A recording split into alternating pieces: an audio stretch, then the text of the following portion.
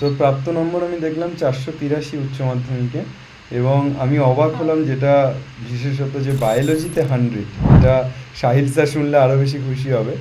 তো প্রথমেই যেটা জিজ্ঞেস করার সেটা হচ্ছে যে এসওই বাংলা কিভাবে তোর পাশে ছিল, বা এসওই বাংলা কতটা তোকে সাহায্য করেছে তোর এই পড়াশোনাতে। এসওই বাংলার যে মানে স্যারেরা যে সামিম আমাদের স্যারের, বুবাই স্যার আর বুবাই শামীম স্যার, স্যার, হ্যাঁ, সামিম স্যার। দুজনে। তো আচ্ছা দেখতে আচ্ছা। শুরু করেছিলাম, তো ভালোই লেগেছিল।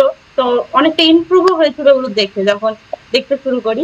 তো টেস্টেও মার্কটা অনেক ভালো এসেছিল ফিজিক্সে। তো তারপর যখন মানে উচ্চ মাধ্যমিক কাছে আসতে শুরু করলো, তো আমি মানে বেশি টিউশন কিন্তু আমি মানে করি না সেরকম। তো আচ্ছা আমি ওই ইউটিউবেই ক্লাসগুলো দেখতে মানে শুরু করেছিলাম, যে বেশ করে ওই যে ম্যারাথন গুলো যে করানো হতো হ্যাঁ অনেক অনেক হ্যাঁ। ঘন্টা, সেগুলোতে আমি মানে থাকতাম আর কি।